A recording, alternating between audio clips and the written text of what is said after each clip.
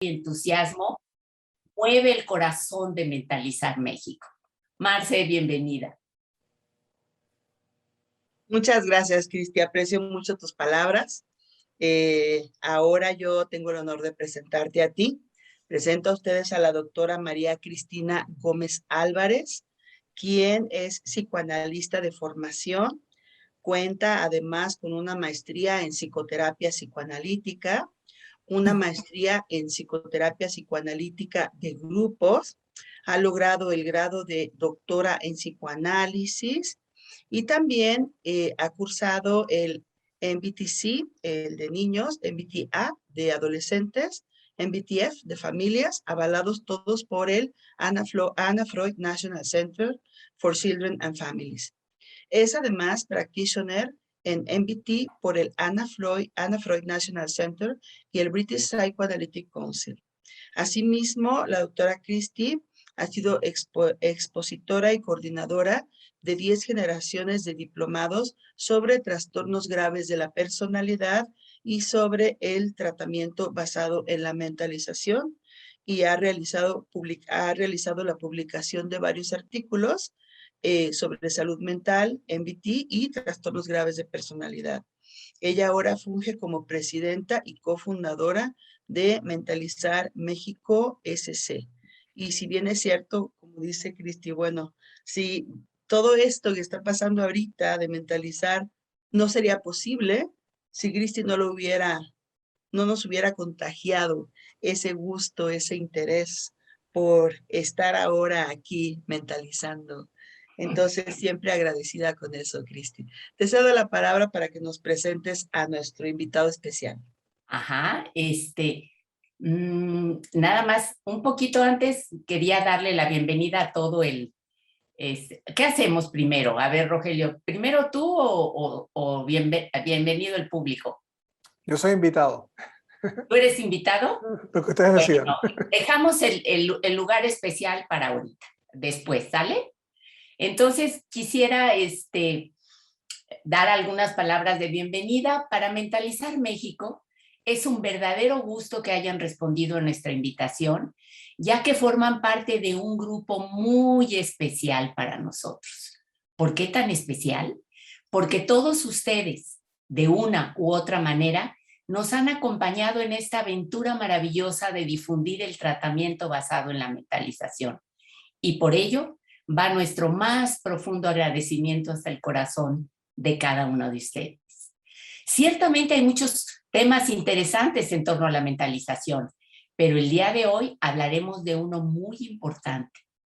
¿Por qué decimos que mentalizar está en el corazón de toda terapia exitosa? Con esta idea en mente, estaremos conversando con un experto, el doctor Rogelio Moreno, quien amablemente aceptó nuestra invitación, y hablaremos sobre por qué estamos convencidos de que todo profesional de la salud mental, independientemente de su modalidad terapéutica, se podría beneficiar de comprender los principios y aplicaciones prácticas del tratamiento basado en la mentalización. Estaremos encantados de dialogar con ustedes a partir de las dudas e inquietudes que vayan compartiendo en el chat. Y ahora viene el momento de presentarles a nuestro invitado especial. El doctor Rogelio Moreno es doctor en medicina por la Universidad de Panamá. Tiene una residencia en psiquiatría en el Baylor College of Medicine de Houston, Texas.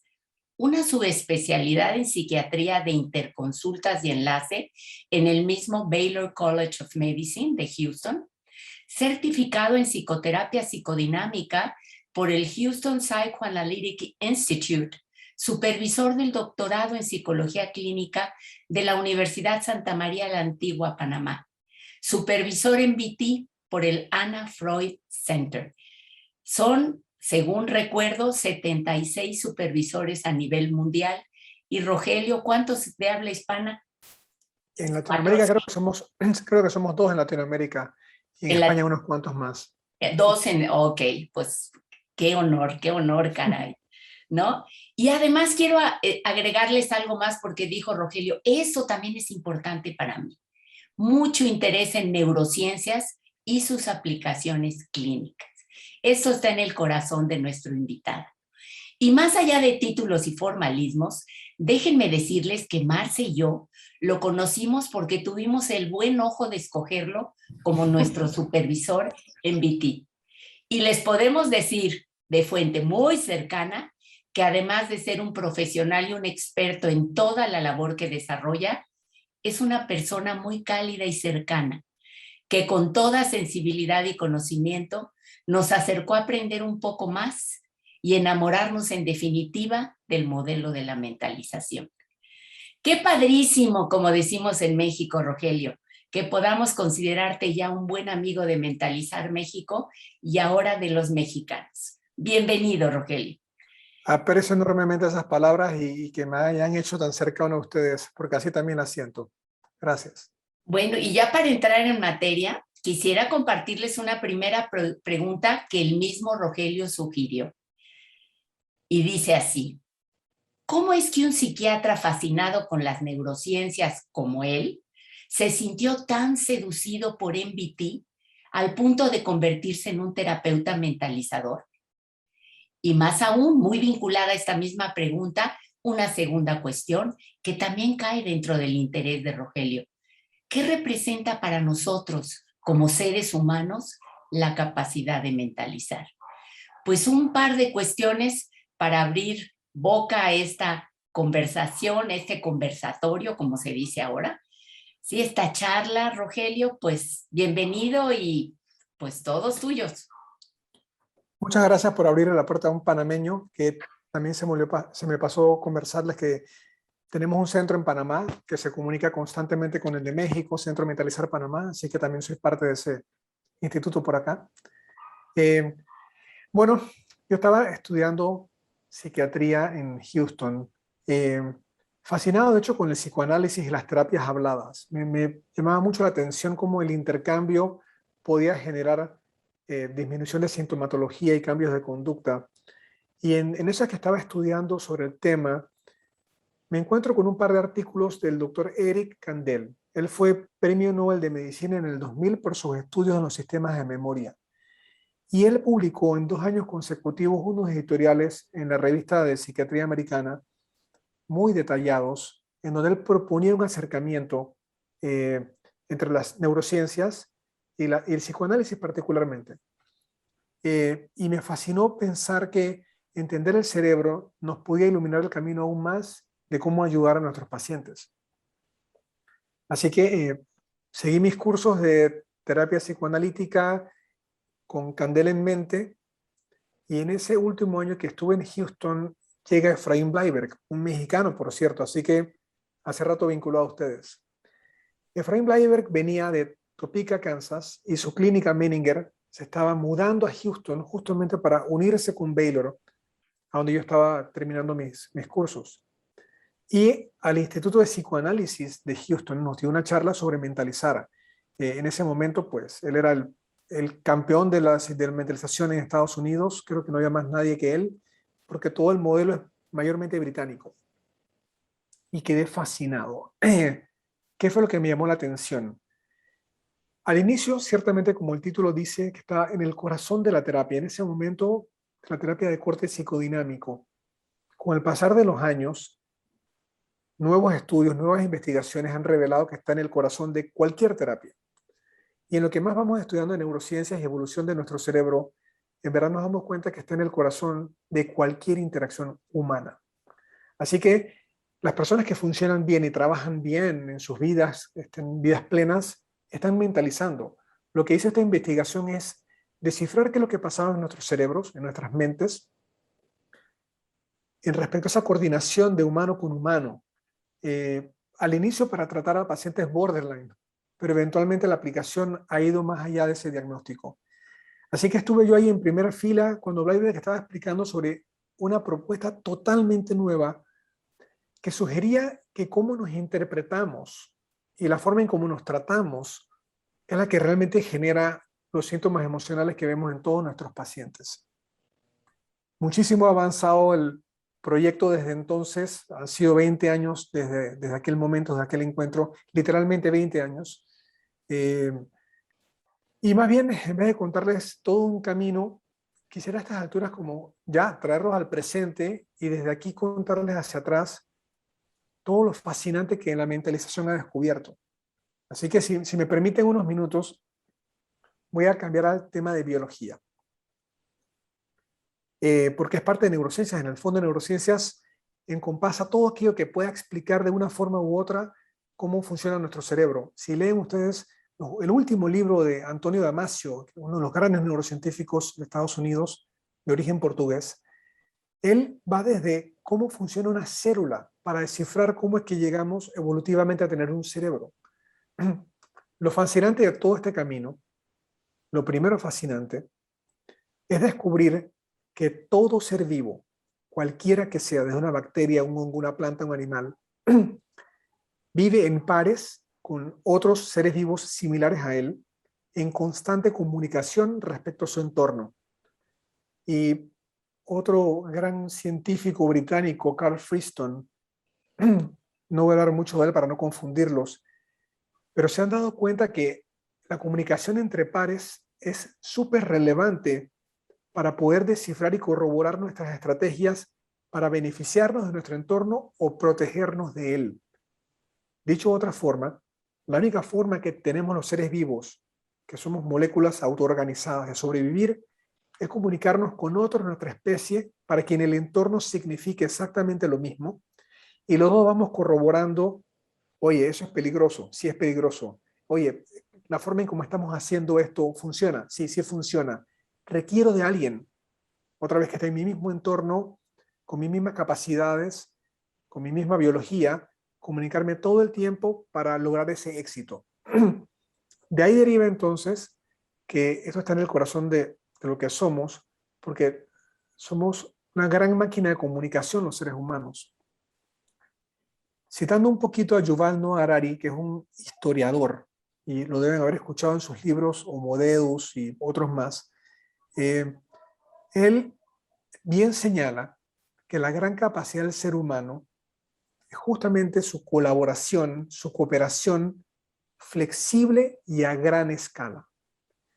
Y para que esto se logre, está la mentalización, esta capacidad cerebral que permite leernos, saber tus intenciones, expresarte las mías y saber que podemos colaborar en un proyecto común, cualquiera que sea el proyecto que tengamos enfrente.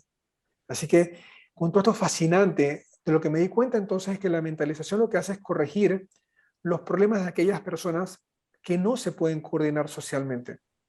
Y al no poderse coordinar socialmente tienen síntomas emocionales.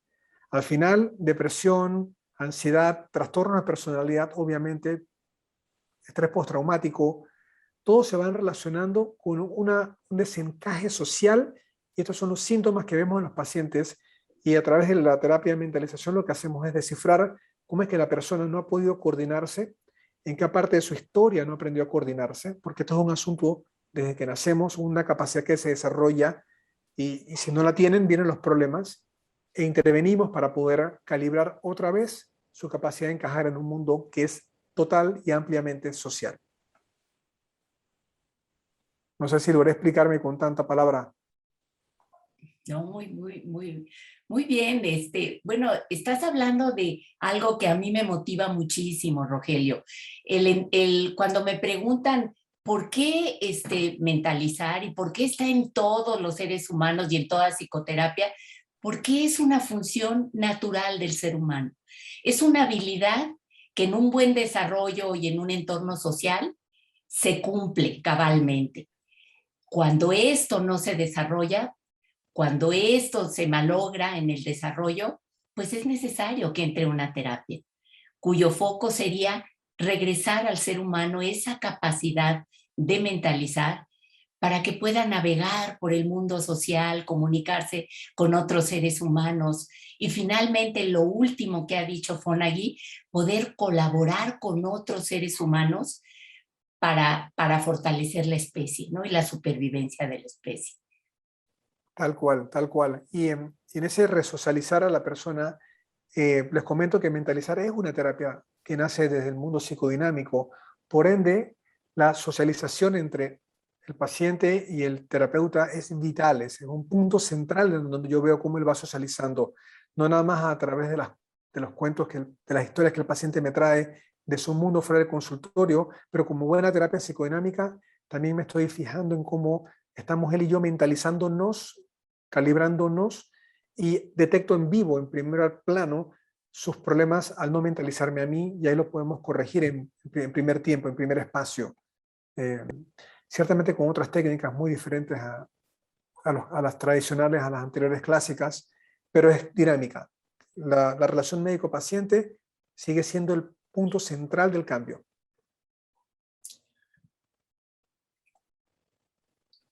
No Rogelio, escuchamos. Sí, vale. esto que tú comentas ahorita es lo que principalmente me fascinó del tratamiento basado en la mentalización. Ese terapeuta que se puede conectar, que puede sintonizar con el paciente sus emociones, que puede notar su mundo interior, notar el mundo interior de los demás, ver que hay una serie de indicadores que también están afuera, ¿no? Que también se pueden observar en la mirada, en la manera en que nos comunicamos de varias formas y cómo somos terapeutas vivos, presentes, en donde estas cosas que pasan con nosotros, estas fallas o estos encuentros o desencuentros que tenemos, ¿no? Estas también de alguna manera representan aquellas cosas que le pasan a la persona en otros entornos sociales de su vida, ¿no?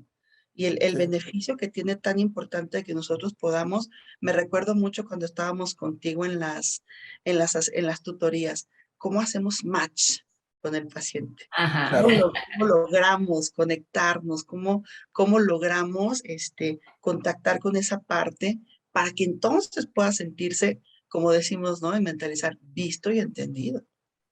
Tal cual. Quizás es buen momento en lo que estás conversando de eso para definirle a tu audiencia, que asumo que a lo mejor no saben mucho, qué es mentalizar y en qué consiste esta capacidad que estamos señalando con tanto entusiasmo. Bueno, en la comunicación, pues de orden avanzado con el lenguaje que tenemos, el asunto es bastante difícil. En las bacterias, imagínense, por ejemplo, ellas secretan unas sustancias químicas con mensajes muy cortitos que actúan entre ellas. Una sustancia química se libera, se, se conecta con un receptor de la otra bacteria, le transmite el mensaje y van para atrás y para adelante con cierta complejidad, ciertamente, pero no hay tanta cosa que descifrar. Nuestras acciones, seres humanos, cada movimiento mío, cada palabra que digo, cada acción que hago en mi mundo, está generada en mi mente en emociones y pensamientos que yo tengo.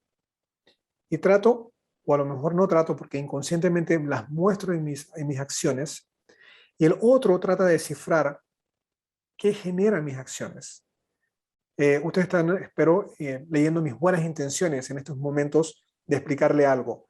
A la vez que también estoy pensando en cómo lo hago y qué yo digo para que ustedes entiendan mis palabras y mis conceptos. Así que lo que tenemos en nuestros cerebros, que se traduce y se vive a través de nuestros cuerpos, sobre todo a través del lenguaje, a la otra persona le toca también tratar de recibirlo y entenderlo. Y estamos en este interjuego todo el tiempo, tratando de definir qué está en nuestras mentes. Yo en la de ustedes, a la vez que también estoy pensando cómo yo me siento mientras les hablo. Ustedes, qué sienten mientras yo les hablo y qué piensan de mí. Así que es súper dinámica esta interacción, a diferencia de otras especies. Así que mentalizar es saber que nuestras acciones están generadas por estados mentales donde hay miedos, motivaciones, intereses y tal, y que nos toca descifrarlos. Y es súper complejo, porque también tenemos desafortunadamente la capacidad de confundirnos y engañarnos. En corto, por ejemplo, no todas las personas que van a misa son buenas. ¿Sí? No todo político que ustedes ven firmando algo tiene una buena intención.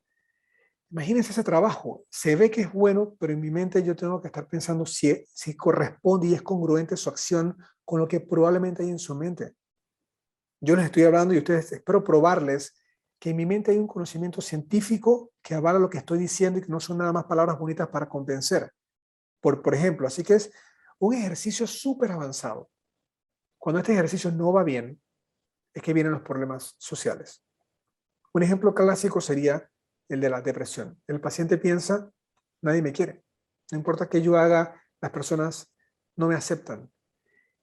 Muy probable, él no está leyendo bien al mundo alrededor de él. Quizás algunas personas lo rechacen, pero sería raro que cualquiera y que todos lo rechacen. Inclusive pueden leer que nosotros los rechazamos y que no los queremos. Y es una distorsión de él cómo me entiende. Por citar un ejemplo nada más, de lo relevante que es leernos a cada momento.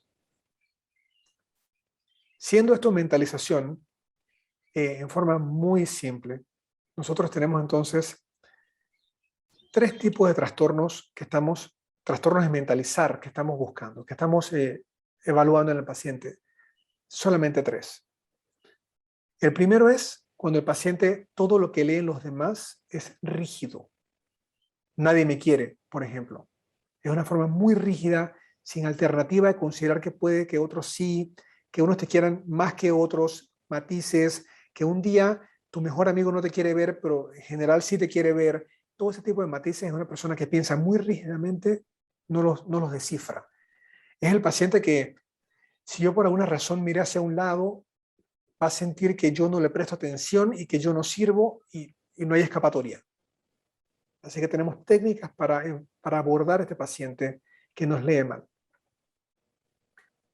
Asociado con este trastorno de ser rígidos, hay una parte todavía más complicada, que es que el paciente es rígido y solamente entiende cuando hacemos acciones.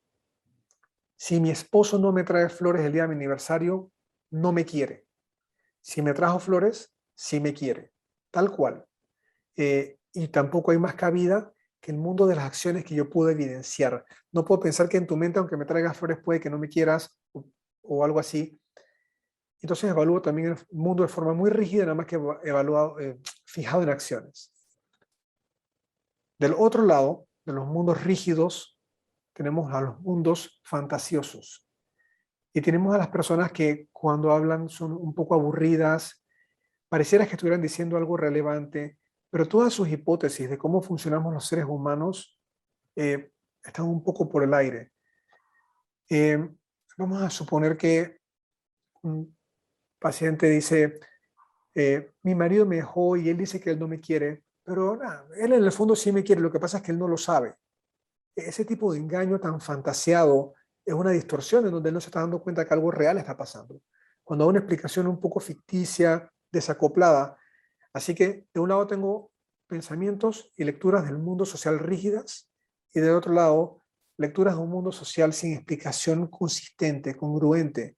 Tengo que traerlos al centro, en donde hay alternativas, donde las propuestas de qué estamos conversando y cómo estamos interactuando tienen más probabilidad de tener sentido. Y ahí es donde está el balance, en ese punto. Y de eso se trata mentalizar. Técnicas de cómo corregir estos 2 polos de cómo leer socialmente las interacciones. No sé si me explico también con esto. Y todo esto, dicho sea de paso, muy basado en neurociencias otra vez, porque la forma en cómo hacemos esto se asienta en circuitos neuronales muy específicos. No voy a entrar en esos detalles en estos momentos, eso sería el tema de una clase, pero estamos viendo cómo ciertos sistemas neuronales están mucho más activos que otros. Si estás muy rígido, solamente tienes activos algunos. Me tocaría activar ciertos niveles de creatividad para balancearte. Si estás demasiado creativo, en donde las respuestas son demasiado ficticias, tengo que activar ciertos sistemas neuronales que te aterricen un poco y ahí lograr entonces un balance en el medio, tal cual como lo estoy diciendo. Y tal cual como lo estoy diciendo es que ocurre con los sistemas neuronales. Por ende, activamos y reactivamos sistemas neuronales en la esperanza de que nuevas sinapsis se vayan creando, fortaleciendo y el paciente funcione mayormente en forma automática en este punto en el medio que les estoy describiendo. No sé si me he explicado, hablo bastante yo. No, está bien, pero a ver, ¿hay alguna pregunta sobre cómo son estos modos en la práctica? ¿Y qué es ¿Cómo los mentalizar? veo? A mí es de las cosas que más trabajo me sigue costando, Rogelio, para identificar, ¿verdad? Como decimos, ese modo rígido de equivalencia psíquica, ¿no? O el de simulado, ¿cómo son en la práctica, no? Sí, no sé si quisieras que pusiera de repente algunos ejemplos en mi mente para ilustrar un poco más estos modos, el rígido y el de pretender, como le llamamos. ¿Quieres que yo recuerde una paciente y te la actúe un ratito? Fascinante. ¿Sí? A Sí, sí, ver, muy bien. vamos a ver aquí al doctor Rogelio, a ver qué me sale, porque traigo en la mente desde que te empecé a escuchar a una chica que vi hace varios años. Entonces, por favor, quisiera que imaginen que tengo 25 años, más o menos, y que llega ya después de un rato de haber estado contigo y te dice, ay, Rogelio, otra vez volví con los celos a echar a perder la relación. Así soy, estas relaciones no duran. Ujú. Voy a hacer una pausa para responder a tu roleplay y no seguirlo. La mentalización también es una terapia que se enfoca mucho en lo concreto, en el aquí y ahora y en lo que se muestra en el paciente. No estamos tan entretenidos en ver qué dinámicas están por detrás, con conflictos internos, eso no está contemplado en esta postulación. Entonces me dice, soy así, otra vez echa a perder una relación. Así Sí, que le digo, a ver, cuéntame en particular a qué te refieres. ¿Qué pasó esta vez? Porque a ver, pues, necesito concreto. Yo en mentalización hablamos concreto. Así que cuéntame qué pasó. a ver, Rogelio, es lo mismo, tú eres hombre y por eso tú debes de saber, todos los hombres son iguales, todos una bola de infieles, se burlan de las mujeres. ¿Cómo quieren que yo no les eche bronca? Así son Uy. los hombres, así Ah. son los hombres. Hmm. ¿Y eso te pasó a ti? ¿Te acaba de pasar que fueron infieles contigo en este momento?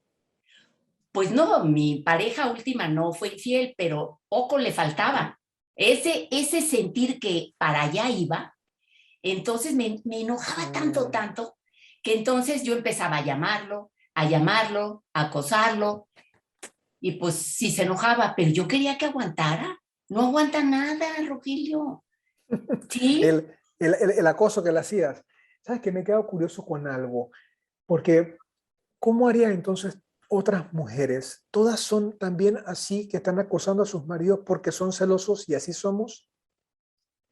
Bueno, no sé todas las mujeres. Claro, está mal generalizar, yo lo sé. Pero lo que sí sé, porque he estudiado sociología en la universidad, es que los seres humanos no pueden ser monógamos. Todas las especies son bígamas. Entonces los seres humanos así son. ¿Por qué habría yo de confiar? Pero entonces, si así somos los seres humanos, ¿cuál es el rollo? ¿Por qué el celo si no hay nada que hacer? Si ven, para hacer un alto, estoy confrontando directamente la creencia que ella tiene, en la idea de que se detectan las incongruencias muy fácilmente. Así que yo trato de confrontar esa creencia que ella tiene, porque si todos somos, digamos, tranquila, no hay celos que tener, todos somos así, listo. Para hacerla reflexionar un poco de su creencia tan rígida que tiene una incongruencia. Las creencias rígidas todas tienen incongruencias, ciertamente. Así que eso es lo que estoy buscando cómo detectar y con toda naturalidad se lo pregunto para que me siga explicando. Y en algún momento eso debe empezar a caer y se debe empezar a dar cuenta que es inconsistente su propuesta. Y ahí empieza entonces ella a mentalizar. No sé si me ejemplifique. Puedo seguir un rato más, nada más que no quería, como pensando en la audiencia, entretenerlos más, pero justamente ese es el propósito. No que estaba tan rígida en sus planteamientos, empiezo a cuestionar porque hay incongruencias. Los planteamientos absolutos no tienen evidencia, no tienen sostén, sus generalizaciones no la tienen, entonces cuestiono eso, pero tranquilamente, sin ningún propósito más que me explique, para hacerla reflexionar sobre sus propias palabras y su propia postura. Donde yo logro eso, la pongo a mentalizar. En donde una persona empieza a dudar de su rigidez, los afectos bajan, porque ya hay una duda. Ya no estoy tan comprometido emocionalmente con una sola postura. Ah, puede entonces que no sean todos los hombres así, ya el afecto baja. Ah, bueno, si tienes toda razón, puede que entonces todos seamos unos infieles. ¿De qué me preocupo? Ya entonces baja el afecto. Y regulé su estado emocional alterado y abrí la capacidad de considerar otras alternativas. No sé si me estoy explicando. No sé si te traté bien, Cristi. No, ya me pusiste a pensar, ¿eh? Me parece extraordinario este role-playing porque creo que ejemplifica cosas muy padres, muy interesantes. Entre ellas, cómo efectivamente esta posibilidad de ponerle a dudar de su rigidez es lo que permite que pudiera considerar otras alternativas, otras posibilidades. Y puedo unir esto a una pregunta que hace el público. Hay dos comentarios. Bueno, hay varios comentarios, pero una pregunta que hace el público dice, ¿MBT se puede utilizar con cualquier paciente? ¿No? Ahorita yo pensaba que te veía interactuar con Cristi de una manera extraordinaria. Cristi, te vamos a guardar el Oscar. Eh, ¿Cómo? Pues claro, o sea, la perspectiva de cómo ve las cosas el paciente, de cómo las ves tú. Las personas tenemos perspectivas. El hecho de jugar con ello es algo que todo paciente te lleva. Pero bueno, me gustaría ahondar en esta pregunta. ¿Tú crees que todo tipo de pacientes se puede utilizar, en todo tipo de pacientes se puede utilizar MBT? Voy a responder en dos vertientes de esa pregunta. La primera es la científica. Al inicio les comenté que esto nació como una propuesta para los pacientes con trastorno limítrofe de la personalidad y se desarrollaron modelos y estudios que avalaron el gran éxito que tiene esta terapia. Así que partió con TLP, pero ha ido avanzando a muchísimos otros diagnósticos, todos en investigación, unos ya aprobados como trastornos alimenticios, psicosis y por primera vez una terapia aprobada para personalidad antisocial. Los que creíamos que estaban fuera del alcance de cualquier terapia, MBT tiene también un protocolo para ellos. Y actualmente hay protocolos de investigación también de depresión, de ansiedad, de psicosis. Así que científicamente pareciera que estamos evolucionando hacia esa línea de que todos los trastornos sí. Cada vez hay más evidencia y más protocolos con evidencia. Esta es una terapia basada en evidencia. Y ahora me voy a ir a los comentarios de Fonagy también. Siento que cada vez parece más que los trastornos emocionales son en el fondo trastornos sociales, con distintos matices, pero en el fondo son trastornos sociales de calibración de interacción. MBT parece que está en el corazón de todo lo que los pudiera ayudar. Así que la respuesta es sí. Pareciera que MBT puede ser útil para cualquier tipo de pacientes. Miren que ni siquiera en el roleplay que hice con Cristi tuve que saber qué tipo de trastorno tenía ella. Eso realmente no es relevante. Contarle que yo sepa en dónde no está mentalizando. ¿Sí? Los antisociales no mentalizan de una forma, los narcisistas no mentalizan de otra, los borderline no mentalizan de otra. Cada quien tiene su perfil de no mentalizar, pero en el fondo la estrategia funciona con ellos. El protocolo tiene énfasis en unos puntos más que en otros, y esa es la única diferencia. Por ejemplo, los pacientes con trastornos alimenticios tienen muy poca capacidad simbólica. Así que la ayuda es conversar con ellos de sus problemas de alimentación muy concretamente hasta que poco a poco los voy subiendo a que logren hablar de emociones, no de nada más sensaciones físicas. Ese es un protocolo. El protocolo con el narcisista tendría que ser que empiece a contemplar cómo piensan los demás. O si es un narcisista sensible, quizás que no esté tan consumido en qué piensan los demás de él. Todo depende de dónde veo el desajuste de mentalizar. Así que ciertamente pareciera que tiene aplicación para todo. Quisiera retomar esto que dices como para agregar esto que últimamente está diciendo Fonagy, que la mentalización es un concepto transteórico y transdiagnóstico. Sí. ¿Qué nos quiere? Bueno, yo a Fonagy me encanta que es un hombre que ha ido evolucionando en su forma de entender la mentalización, ¿no? Y ahorita esto de que es un concepto transdiagnóstico es lo que tú estás diciendo. Fallas de la mentalización hay en todos los trastornos. Por eso es un concepto transdiagnóstico que se diferencian según las fallas en la dimensión, ¿no? Lo que tú estabas mencionando. Y transteórico, esta parte me encanta, que es un concepto que se puede aplicar a está presente en todos independientemente del modelo, siempre y cuando haya un supuesto teórico fundamental, que el paciente se sienta entendido, escuchado, mentalizado. Si logramos que el paciente se sienta así, independientemente del modelo, va a abrir su mente para recibir del terapeuta, recibir quizá creencias distintas a las propias. Lo que tú estabas haciendo conmigo era abrir mi mente para que yo te escuchara, ¿no? Y pudiera entender que hay otras visiones más allá de la visión rígida con la que yo me presenté ese día a la consulta. Tal cual. A la vez que yo también quería escucharte como paciente, quiero saber tu perspectiva. Cuando estaba yo en supervisión con ustedes y bien recuerdan que hay que hacer un match, y les explico un poquito esto. Digo, al final todos somos seres con composiciones físico-químicas, ¿sí? Los match también tienen que ver con eso, ¿sí? Para aquellos que ustedes que tocan música, la música es armoniosa porque de cierta forma lleva un ritmo que llega a ser predecible. Y lo que llamamos ruido o una canción que no es buena es cuando hay una nota que no estaba predicha y suena fuera de lugar. Ok. Dicho esto, si un paciente me dice, doctor, estoy triste, y yo le digo, ¿cómo va a ser que estás triste? Puede ser bastante abrupto. No me acerco musicalmente, si lo quieren ver en esa figura, a él. Yo tengo que de alguna forma transmitirle qué lástima que estás triste, qué pasó, me quiero matar. Hombre, y cuéntame por qué te quieres matar. Y trato de ir con su música y acercarme a él. Solamente cuando él siente que estamos en la misma frecuencia musical, yo me atrevo a hacer una nota de un tono un poquito más alegre o un poquito más acá para sacarlo de su compás. Pero primero tengo que estar tocando a dos manos con él antes de poder moverlo hacia donde yo estoy y presentarle otras alternativas.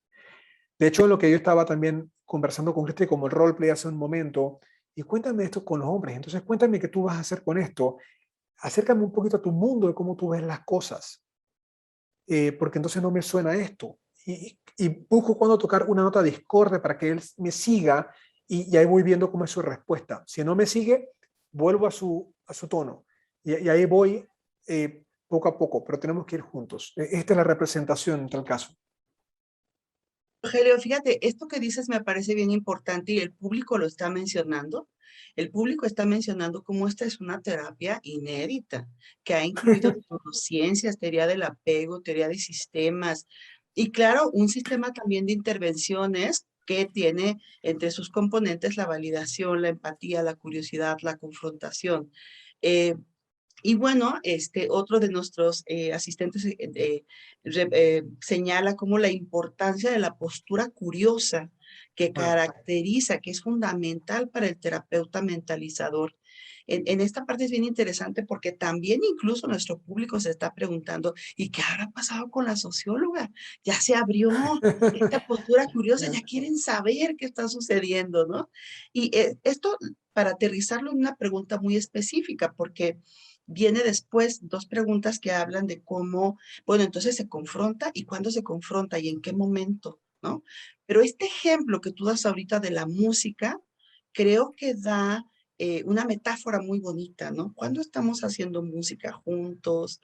¿En qué momento podemos pasar a otro nivel? Estas habilidades que vamos desarrollando como terapeutas mentalizadores. Sí, bueno, es interesante, vamos a profundizar más en la metáfora. Acuérdense que primero me meto en la música del paciente. Eso es lo que en el fondo es empatía. Ahora, soy curioso a través de mis preguntas de por qué tú estás en esa nota, por qué tocas esas melodías, qué está pasando en tu mundo, qué está pasando que ves las cosas de esta forma. Y ahí voy confrontando, entonces, ahí es donde he dado otras notas y otro. Cuando tocamos música juntos, ya es que está el paciente mentalizando, tal cual, ¿no? Así que, pero primero voy un poco con él antes de yo abrirlo, ¿sí? Ese es el paciente rígido. Ahora vamos con el otro lado del paciente que decía que está como un poco etéreo. Es el que no tengo idea que está tocando. No logro descifrar cómo me pego porque no sé muy bien cuál es la nota, ¿sí? Y al decirle un poquito que está desordenado, lo trato de enfocar en que tenga algún par de notas un poquito más concretas para yo poder seguirlo. Y por primera vez lo estoy aterrizando, ¿sí? Si el otro solamente toca notas en una octava y solamente toca la misma melodía, tengo que abrirlo. Si este está tocando teclas por tocar, no vas a lograr nada, no vas a lograr ningún proyecto, ninguna ejecución bonita. tócame un par para saber por dónde seguirte, de qué se trata, y lo aterrizo. Y es igual, ¿sí? Hasta lograr el mismo punto, ¿sí? Suena metafórico un poco lo que estoy diciendo, y ciertamente en un sentido lo es, pero en otro sentido no tanto. Realmente la vibra musical es similar a la vibra emocional. Son vibras, así sentimos fisiológicamente en nuestros cuerpos, tanto una como otra. O sea, de hecho, cuando escuchamos una canción, tenemos una sopa fisiológica en nuestro cuerpo que nos dice que la canción es contenta, o lloramos durísimo con una ranchera de esas despechadas que nos mueven fisiológicamente algo. Así que la vibra fisiológica es un asunto que se transmite a través de nuestras acciones, nuestros músculos, que tenemos muchísimos para transmitir justamente esa emoción, y que el otro, con sus neuronas en espejo, también las capte. Neuronas en espejo, otro tema fascinante en neurociencias, que permite esa comunicación. Así que nos estamos intercomunicando por neuronas en espejo que nos hacen más o menos sincronizar nuestros estados fisiológicos y nos vamos entendiendo. Y ese es el punto. Una vez hay ese acople, yo puedo entonces ayudar a que el paciente se mueva un poco más. A ver, siguiendo con esta analogía o este ejemplo de la música, Rogelio, y viendo las preguntas que hacen, es cómo se interviene, en qué momento puede uno confrontar o no confrontar, ¿no? Yo creo que Bateman describe un proceso mentalizador que donde en la parte inicial va tratando de aclarar simplemente el evento, pero poco a poco va uno tratando de conectarse con qué nota sí me puedo conectar del paciente. Cuando siento, entonces el terapeuta empieza a construir y reconstruir en su mente una imagen del paciente, de esas notas que lo hacen vibrar, y en el momento en que yo empiezo a resonar con él, le regreso eso que está resonando y le digo, así te estoy sintiendo, ¿voy bien? ¿Es así? Exacto. Sí, ¿No? así tal cual. Y cuando en la conversación justamente hay una desintonización, uno, espera un momento, que me perdí, echa para atrás otra vez y cuéntame por qué tú estás diciendo eso que los hombres no sé qué cuánto, y échame para atrás, y si no entiendo, paro y converso de vuelta hasta lograr que en la conversación realmente sea una conversación sensata. Vuelvo a Fonagy. De hecho, hoy en día a él no le gusta mucho decir ya pacientes, él dice personas, y tampoco le gusta mucho decir terapia. Él le gusta decir más bien es una conversación con un propósito de ayudar a alguien, pero es una conversación. Es una conversación que trata de que sea sensata, mentalizada, congruente para ambos. Y cuando yo no entiendo algo, echo para atrás y explícame de vuelta. Cuando no entendí tus emociones, porque son demasiado intensas, ¿qué está pasando aquí?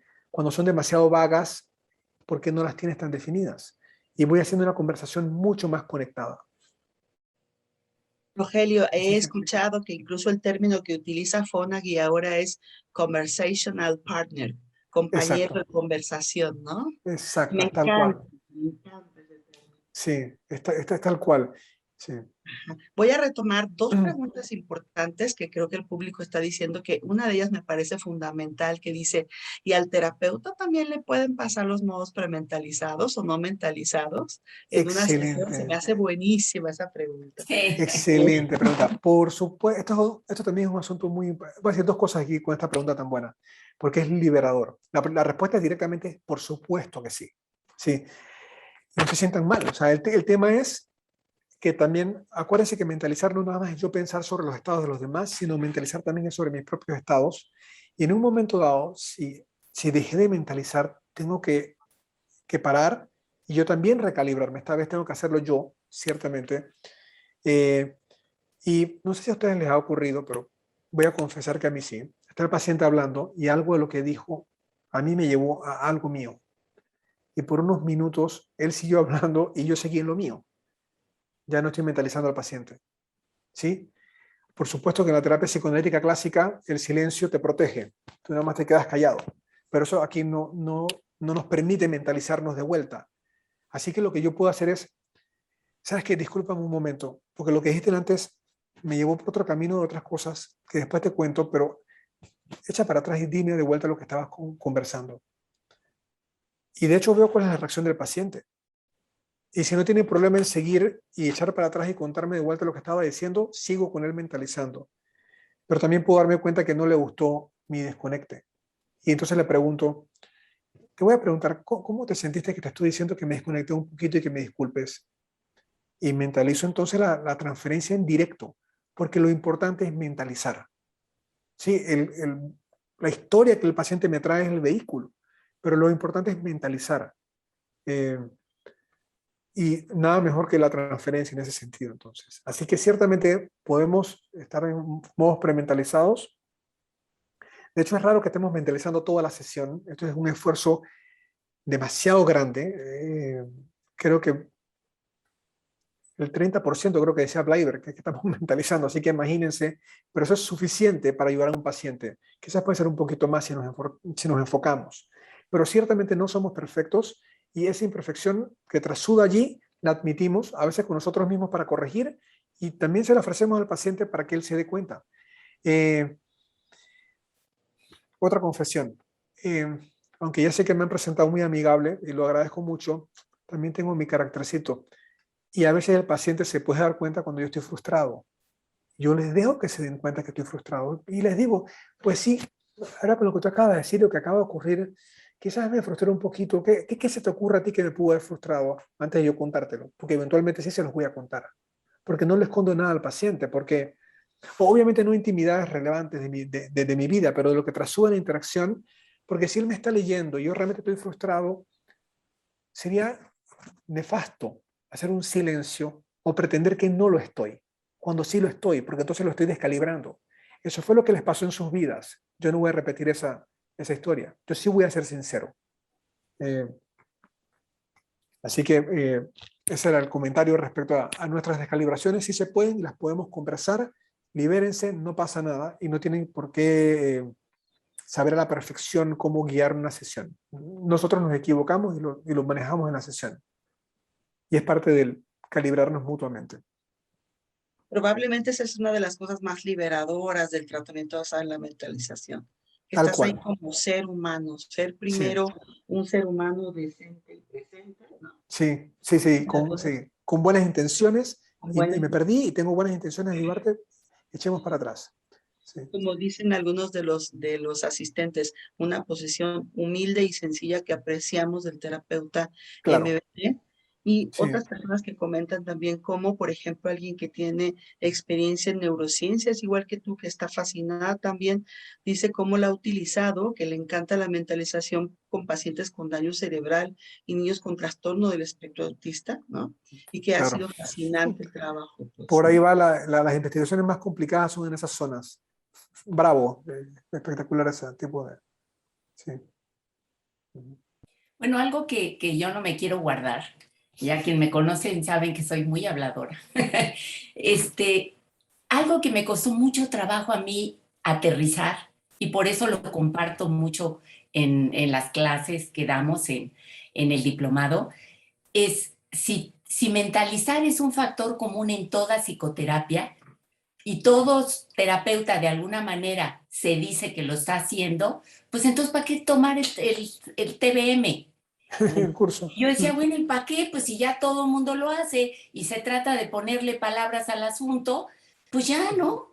A ver, pero entonces aquí Fonagy hace un alto, ¿no? Y dice, a ver, una cosa es mentalizar. ¿Qué es mentalizar? Una cosa es generar mentalización y otra cosa es mentalizar por el paciente. Cuando tienes un paciente que no tiene un aparato para pensar, hay que generar mentalización, generar representaciones mentales que empiecen a colorear su mundo interno para que pueda utilizar símbolos y pueda crear, soñar, fantasear. Entonces, el terapeuta que mentaliza por su paciente está estorbando este proceso.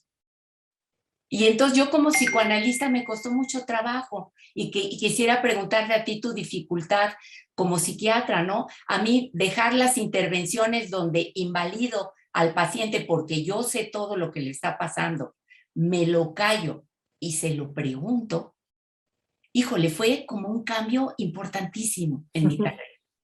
No sé Sí. para ti, ¿cómo fue este cambio? Sí, sí, ciertamente el tener teorías ya pues preconcebidas, eh, me hacían no poder escuchar curiosamente al paciente y entonces no estaba entendiéndolo. Así que es liberador también saber que yo estoy allí y no tengo por qué tener nada en mi mente ya establecido y saber todas sus cosas. Déjame ahora que estás hablando de las terapias y tal, citar un estudio también de Fonagy sobre el factor P, el factor psicopatológico. El tema con las terapias era el siguiente. Las terapias en general no estaban presentando un significativo nivel de ayuda. Todas ayudaban hasta un punto nomás. CBT, psicoanálisis, psicodinámica, hasta un punto nomás. ¿Qué está pasando que no van más? ¿Y cuál es el punto de esa ayuda en común que sí tienen? El punto en común de la ayuda que todas podían dar es que si de alguna forma el terapeuta estaba mentalizando, pues automáticamente sin darse cuenta, ¿sí? Así que al descubrir que este era el punto central de cualquier terapia, y yo iba a elaborar una terapia diseñada para mentalizar, podía subir los niveles de eficacia. Y es lo que he experimentado. Parte de mi historia fascinante es que yo vengo del mundo de psicoterapia psicodinámica y confieso que en un momento me frustré con ciertos pacientes que no podía atender. De hecho, la mentalización nace porque los pacientes con trastorno limítrofe de la personalidad no podían ser atendidos por terapia psicoanalítica. De hecho, era contraproducente, ¿sí? Así que desarrollaron unos modelos MBT que luego se dan cuenta que funcionan para todos los demás. Pero era como yo subo esta barra de eficiencia de las terapias que tenían una efectividad moderada. ¿Cómo la subo? Lo que podía ser el factor común es el tema de mentalización. Y al desarrollar una terapia definida para generar mentalizar, como lo dice Cristi, entonces podía subir mis expectativas y la ayuda que yo le podía dar a mis pacientes. Hasta en tiempos más cortos también. Así que son más efectivas y más cortas en tiempo. Y esto creo que nos lleva al tema de prepararte para ser terapeuta MBT. No es algo que te sale natural. Es una serie de No, técnicas que tienes que desarrollar. Es un camino. En sí, el camino de desarrollarte como terapeuta MBT ya llevamos un buen rato, ¿no? Y creo que te vas reescribiendo, vas encontrando otras cosas, profundizar, saber que efectivamente, pues, aprender sobre modos prementalizados no es tan sencillo. Parece tan simple, tan natural, pero requiere una serie de técnicas, estrategias, capacidades, lecturas, aprendizajes que hay que ir también calibrando y ensayando precisamente para darle profundidad a nuestro desarrollo como terapeutas MBT. ¿Cuál es tu experiencia en este sentido, Rogelio? sí, ciertamente es un camino que toma muchísima práctica. Esto es, bueno, de hecho cada vez han hecho más riguroso la certificación. En general consiste de un taller básico, supervisión y un taller avanzado. Y las tres partes son fundamentales, pero luego de eso igual toma un rato la curva de aprendizaje para poder uno sentirse mucho más cómodo y que realmente uno está más o menos dominando la técnica. Así que sí toma un tiempo. Para volver otra vez al tema de las terapias, porque aquí debe haber personas de muchos modelos, si aprenden este instrumento, ciertamente lo pueden incorporar en sus prácticas, pero no me extrañaría que eventualmente muchos acabarán transformando su técnica por la gran influencia que tiene esta propuesta de MBT. Pero salvo algunas excepciones, en general diría que no necesariamente es excluyente. Quizás con algunos modelos sí, con otros modelos se incorporan muy bien. Y sí, ciertamente, yo creo que, bueno, yo no soy psicoanalista, Cristi va a hablar, yo creo que Cristi nos puedes compartir esta postura tuya, cómo fue para ti, habiendo yo empezado con un área humanista y después entrado a un hospital psiquiátrico, en donde era psicología clínica, terapia cognitivo-conductual, terapias contextuales, terapias de tercera generación. A mí me gusta muchísimo la terapia de aceptación y compromiso, y es una terapia conductual, contextual. Me gusta mucho la terapia de esquemas también, ¿no? Y he encontrado que cuando nosotros estamos bien mentalizando al paciente, voy a ponerlo así, y estamos nosotros también como autocalibrándonos, es más sencillo, es más probable que aquellas terapias que tienen incluso otros enfoques puedan potencializarse, Sí, ¿no? Entonces, esa parte yo creo que es riquísima, ¿no? Y aparte conserva, yo creo, esta alma humanista mentalizar, porque es esta empatía, esta atención incondicional, este aprecio por la humanidad de la persona. El alma de mentalizar para mí es completamente humanista, ¿no? Entonces, a mí me parece que es como el ensamble perfecto, pues, ¿no? No sé, Cristi, tú qué nos comentes, o no sé qué nos diga el público. No, bueno, yo ya les comentaba, para mí el cambio de entender que la mentalización tiene que ver con dos mentes que se están contrastando, dos mentes que se están cambiando una a otra, ¿sí? Todo el tiempo. Cambió definitivamente mi forma de entender, porque, como decía Rogelio, no se trata de tener teorías preconcebidas que a través de la cual tú le vas a devolver algo al paciente. Hace poco leí algo que dice Fonagy, que no se trata de explicarle al paciente lo que tiene, se trata de devolverle la imagen que yo estoy entendiendo de él.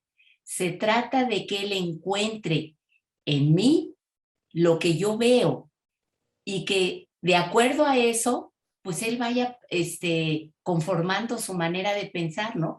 Pero esto de que no se trata de explicarle lo que tiene. Sí, y lo que tú decías, Rogelio, que creo que también es un error muy, muy frecuente, ¿no? Aquí no importa tener todo el rollo, la clave psicodinámica bien armada, es qué me está diciendo, qué está pasando en el aquí y en el ahora, ¿no? claro. Nos estamos entendiendo, lo estoy pudiendo mentalizar, lo estoy pudiendo generar mentalización para que él forme representaciones de eso, de esos fantasmas que según Bleiber son agujeros no mentalizados. Entonces, híjole, es otra manera de entender, por eso sí hay que estudiar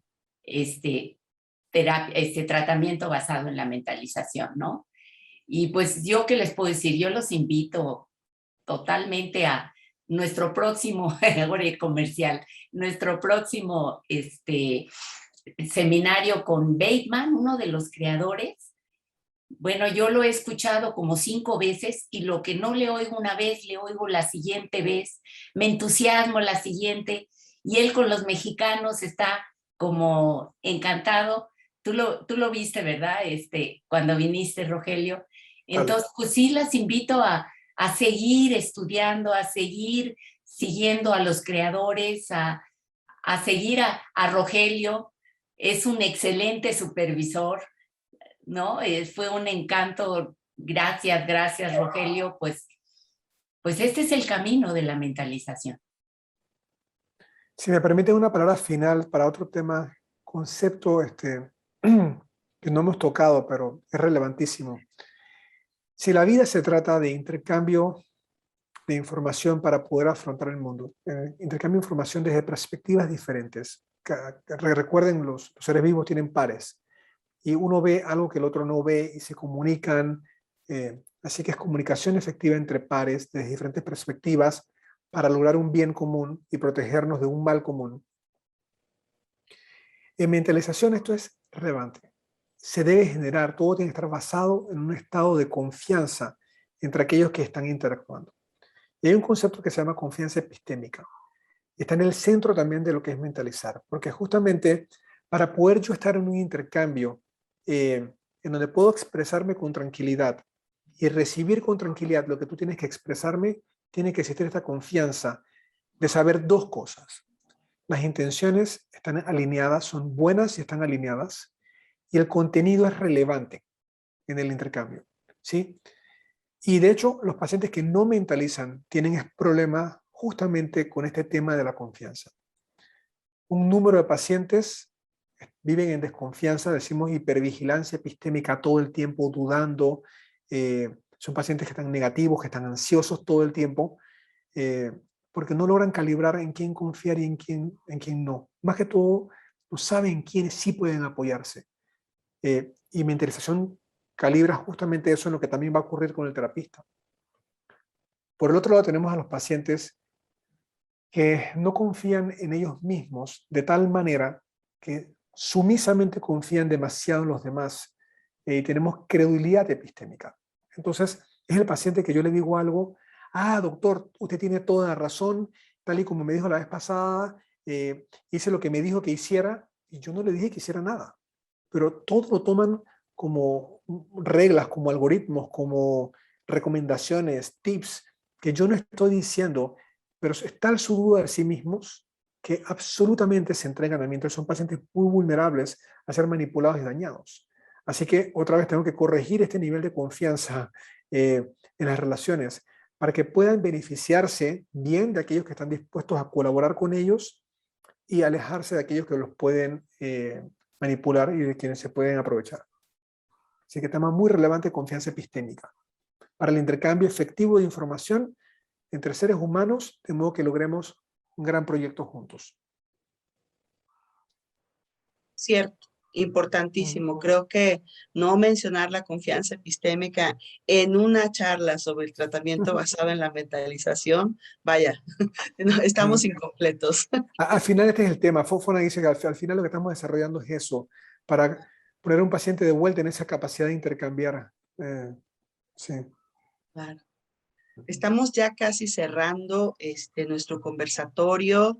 Estamos recibiendo hermosos comentarios. Gracias, Glauco, por este comentario en donde nos habla de cómo la mentalización nos ayuda a darle el lugar importante que son las relaciones sociales en el ser humano, mirando desde dentro a un otro, más allá de uno mismo. Tal cual. Te agradezco mucho, Rogelio. Y bueno, ¿quién quiere hacer alguna pregunta final, algún comentario que les parezca relevante, importante?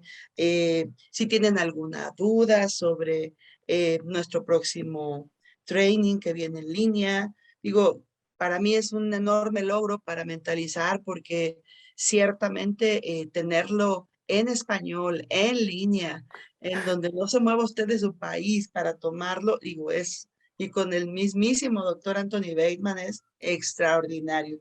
Sobre todo Gran que nosotros lujo. nos costó tanto, ¿no? Nos costó tanto movernos, ir, hacer, ¿no? Es maravilloso. Te Sí. están dando unas hermosas felicitaciones, Rogelio. Muy bien, muy bien. Qué bueno, qué bueno. Ojalá que la comunidad siga creciendo. Hay de hecho una federación iberoamericana, donde el Centro Mentalizar México, Centro Mentalizar Panamá forma parte. Así que estamos felices de que la comunidad siga creciendo en lo que seguimos colaborando por nuestros pacientes.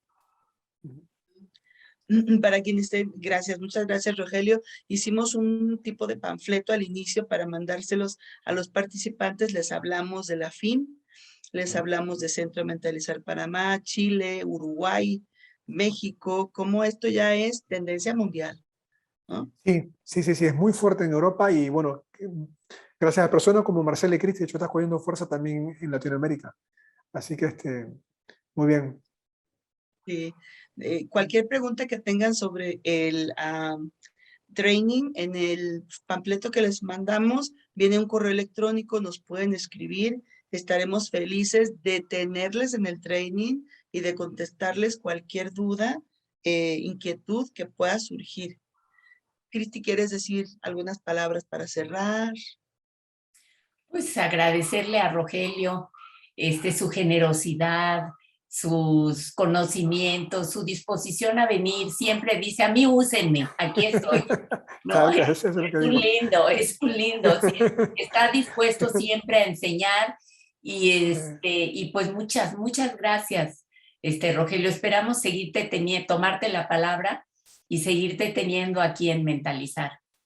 Feliz, feliz. Muchísimas gracias a ustedes por la consideración de invitarme. Yo estoy feliz de conversar con ustedes.